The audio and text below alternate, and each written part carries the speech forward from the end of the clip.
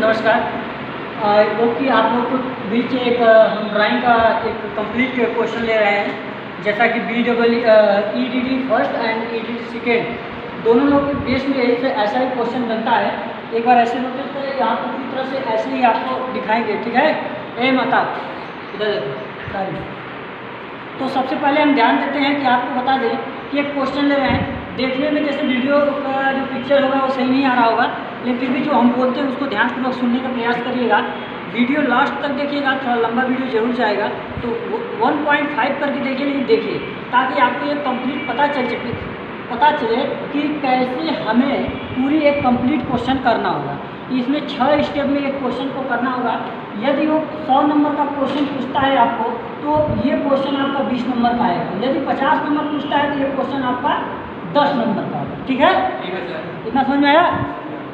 देखिए एक आपका ड्राइंग हॉल, जैसे कि जो डिप्लोमा या जो बच्चा कर रहा है तो उनको पता होगा कि ड्राइंग हॉल होती है। ड्राइंग हॉल का हम लोग को एक वायरिंग करना है, ठीक है। तो क्वेश्चन में आपको देगा, जैसे कि पिछले ईयर्स में ऐसा ही क्वेश्चन पूछा हुआ था, इसलिए मैं लिया 6 मीटर चौड़ा, 10 मीटर लंबा और 4 मीटर ऊंचा। ऊंचा का मतलब होता है कि फर्श से आपका लेकर ऊंचाई की बात कर रहे हैं। एक ड्राइंग हॉल है जिसमें वायरिंग करनी है, ठीक है, लूप विधि से। किस विधि से? लूप विधि से। जो 8 बल्ब और 4 फैन और 2 5 एम्पीयर की सॉकेट लगाना है, ठीक है। समझ में आया? हाँ सर। तो उसके बाद अगर हम लोग देखते हैं तो अब उसका क्या है, कुल धारा की गणना करना है, योजना चित्र बनाना है, एकल लाइन डायग्राम खींचना है, कुल लागत का कैलकुलेशन करके ही बताओगे। समझ आया? ठीक। अब इसके बाद हम देखते हैं पूर्व अनुमान में। सबसे पहले किसी भी प्रश्न को हल करने से पहले उसका पूर्व अनुमान निकालना है, लिखना है आपको, ठीक है। 2 चीज़ मैं पढ़ दे रहा हूँ, पूर्व अनुमान, ठीक है। मैं अगर आपको जितना भी इसका PDF वगैरह चाहिए तो आप मैसेज करिए कमेंट बॉक्स में। मैं आपका यूपी टेक्निकल क्लासेस टेलीग्राम पे इसका है, तो मैं उसको PDF भी अपलोड कर दूँगा, ठीक है। वायरिंग लूप विधि से करनी है। पहली method, main board distribution board के बीच की दूरी 0.5 मीटर। और दूसरी बात, वायरिंग हमेशा 36 रन पे होना चाहिए और 0.5 नीचे, ठीक है। DB जो फर्श से 1.5 मीटर की दूरी पर ऊपर होना चाहिए, ठीक है। अब बात करते हैं SB बोला तो स्विच बोर्ड। अब स्विच बोर्ड 1.25 मीटर ऊपर होना चाहिए, ठीक है। और लाइट सर्किट में हमेशा 800 वाट 10 बिंदु से अधिक नहीं होना चाहिए। मोस्ट इम्पॉर्टेंट है, कई एग्जाम में बार बार पूछता भी है, आपका कम्पिटिटिव एग्जाम में भी पूछता है, JEE भी क्वेश्चन पूछता है, ठीक है। दरवाजे की चौड़ाई हमेशा कितना लेना है? 1 मीटर। 1 मीटर दरवाजे की चौड़ाई हमेशा 1 मीटर। दरवाजा से हमेशा दाहिने साइड हमेशा स्विच बोर्ड को स्थापित करना है 0.5 मीटर की दूरी पर, ठीक है। Yes sir. बल्ब फर्श से 2.5 मीटर ऊपर होना चाहिए। अब फैन जो कि 2.55 मीटर ऊपर होना चाहिए। वायरिंग हमेशा कंड्यूट द्वारा की जानी है, ठीक है। ये हमारा रहा क्या रहा जी? पूर्व अनुमान। कंड्यूट क्या है? पूर्व अनुमान है सर। अब इसके बाद दूसरा स्टेप में हम लोग देखेंगे कि इसका कुल धारा व परिपथ की कैलकुलेशन। अगर किसी जगह अगर दीवार दी होती तो दीवार की मोटाई 0.3 मीटर लेते हैं। अगर देखिए इसमें बल्ब दिया है, फैन दिया है और सॉकेट दिया है। अब इनका हमने 8 पॉइंट ये दिया है, बल्ब 6 पॉइंट फैन और 2 पॉइंट सॉकेट। टोटल पॉइंटों की संख्या कितनी हुई? 16। अगर देखो तो फैन का जो बल्ब जो है 60 वाट का होता है और ये आपका फैन भी 60 वाट का होता है, लेकिन सॉकेट आपका कितने वाट का होता है? 100 वाट का। अगर मैं पूछूँ 15 एम्पियर सॉकेट कितने वाट का? 1000, ठीक है। कितने का होता है? 1000। तो ये आपका 100 वाट का होता है। टोटल कैलकुलेशन करोगे तो 1040 वाट आएगा, ठीक है। अब इसकी कुल पॉइंट देखो 16 है। टोटल भार हमने ज्ञात कर लिया, तो परिपथों की संख्या कितनी होगी? 2, क्योंकि 800 वाट और 10 पॉइंट से अधिक है, ठीक है। तो अब ये 2 हो जाएगी। तो कोई पूछेगा सर 3 कब होगी? तो 3 जब 8 3 के 24 मतलब 8 में 1600 वाट से अधिक हो जाए या 1600 वाट भी हो रहे तो आपको ठीक बन जाता है। धारा ज्ञात कर P बराबर BI से ज्ञात कर लेंगे हम लोग। और यहाँ पे हम लोग देखेंगे कि अपना करंट ज्ञात किया, 1040 में 230 से भाग दे देंगे क्योंकि ये हमारा वोल्टेज होता है। ये आप कमेंट बॉक्स में बताइएगा कि 230 वोल्ट सप्लाई एक कौन सी वोल्ट होता है, RMS वोल्टेज होता है या एवरेज वोल्टेज होता है या इंस्टेंटेनियस वोल्टेज होता है या पिक वोल्टेज होता है। ठीक है, ये आप अपने कमेंट में करके बता दीजिए। अगर 4 एम्पियर आया तो उसके लिए 1.5 mm स्क्वायर एल्यूमिनियम कंडक्टर का प्रयोग करेंगे और एक मेन बोर्ड से डिस्ट्रीब्यूशन बोर्ड के बीच की दूरी 0.5 होती है, उसके लिए हम लोग 2.5 mm एल्यूमिनियम कंडक्टर का प्रयोग करेंगे। फिर बात करते हैं कि main board DPIC switch 440 volt 16 ampere मतलब 16 एम्पियर DPIC स्विच। अब DPIC स्विच का फुल फॉर्म होता है डबल पोल आयरन क्ले। ठीक है, अगर DB की बात करूंगा तो DB भी DPIC स्विच 440 वोल्ट 15 एम्पियर है। ठीक है, ये 3 मार्ग के हम लोग प्रयोग करेंगे। क्यों 3 मार्ग की प्रयोग करेंगे?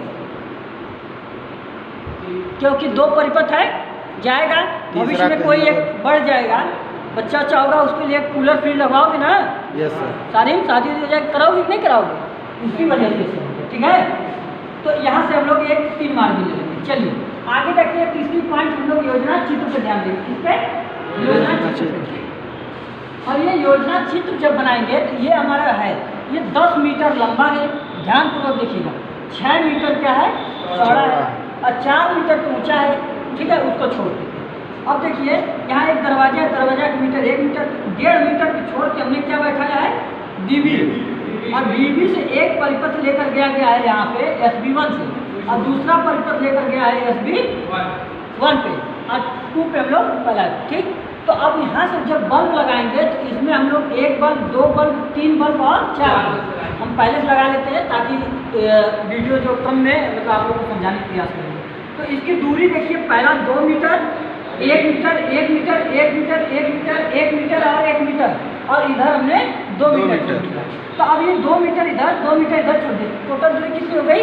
4 मीटर। बचा कितना? 6 ना। Yes sir. 1 2 3 4 5 6, ये 6 मीटर यहाँ पे, तो 10 मीटर टोटल हो गई कि नहीं हो गई? Yes sir. इसको एकदम बराबर भागों में बांटना है।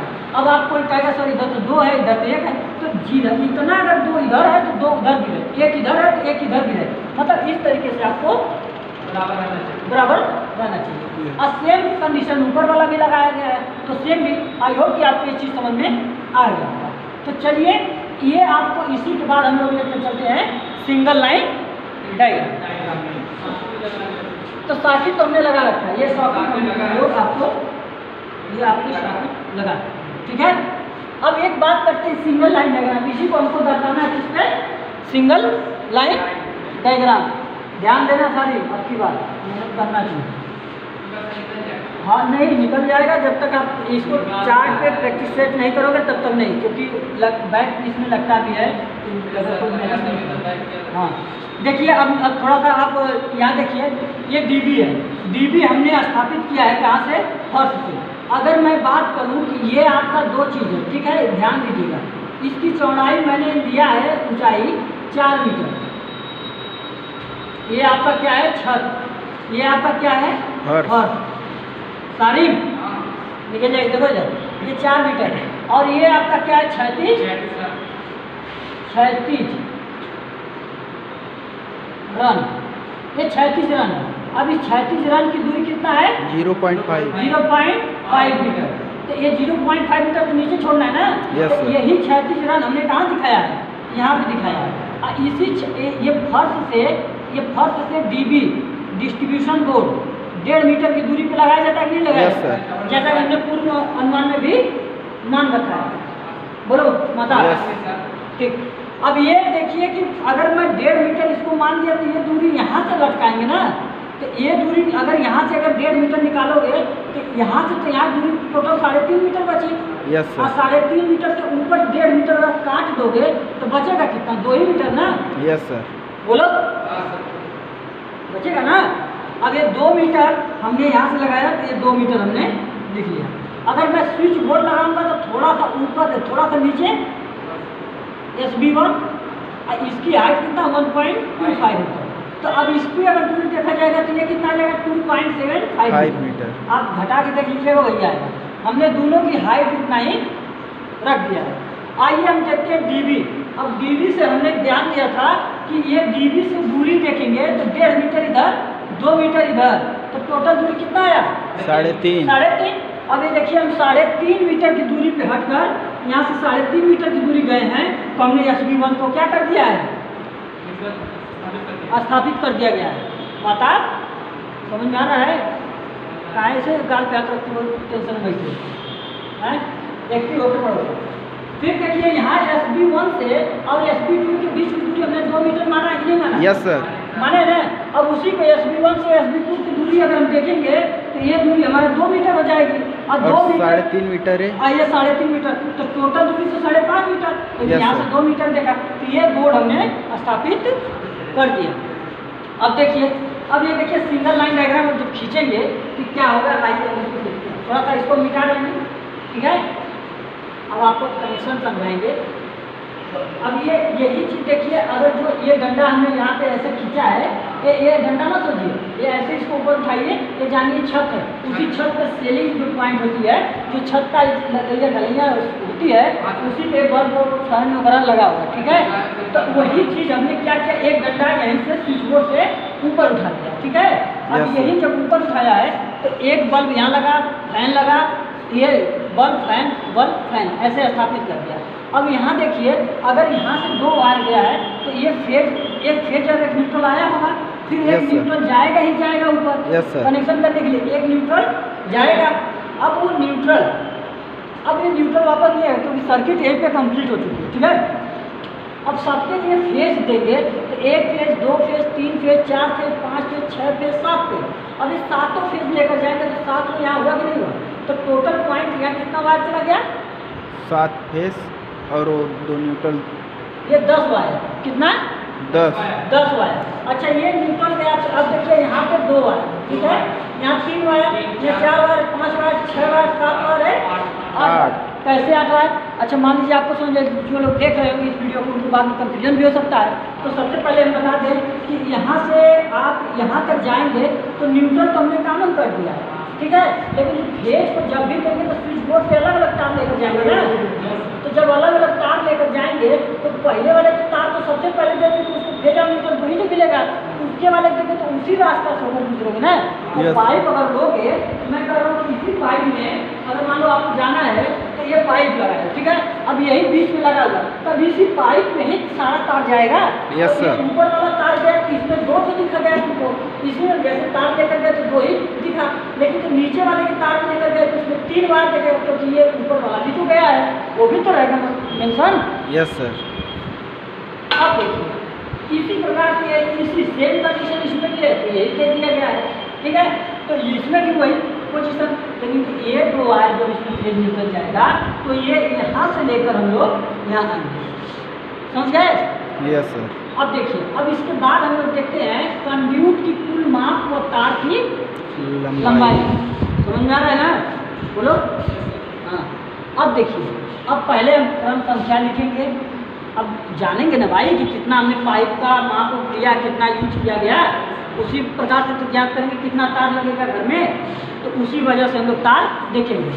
अब वो चीज़, अब देखिए 2 mm की बात करेंगे, एक 3 mm, 3 wire, 4 wire, 5 wire, 6 wire, ऐसे वायर जो काउंट करेंगे, तो 2 वायर जहाँ जहाँ गया होगा उसको हम लोग ले लेंगे। देखिए 2 वायर यहाँ पे गया है, 2 वायर यहाँ पे गया है, ठीक है, और 2 वायर यहाँ पे गया, तो 2 मीटर ये, 1 मीटर ये, 1 मीटर ये, तो 1 मीटर प्लस 2 मीटर बराबर 4, पूरा करोगे तो 8, ये आपका 8 है।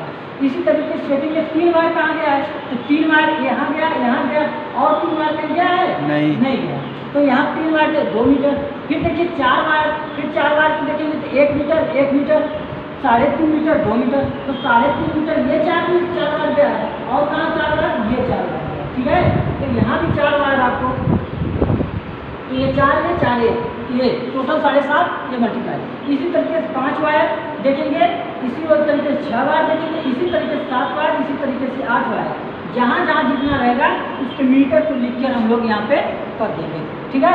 और इसी तरीके से 9 वायर। तो आई होप ये पूरी तरह से समझ में आया। उसके बाद हम लोग लिखेंगे एस्टिमेटिंग कास्टिंग, टोटल मीटर का तार काउंट करके उसमें 10% एक्स्ट्रा जोड़ देंगे, और जोड़ने के बाद ये टोटल जो आएगा वो कुल तार की लंबाई, हाँ 10% उसको जोड़ा जाएगा। तो ये पूरी तरह से आपको कंप्लीट एक वीडियो हमने बनाने का प्रयास किया और कंप्लीट आई होप कि आपको समझ में आया होगा।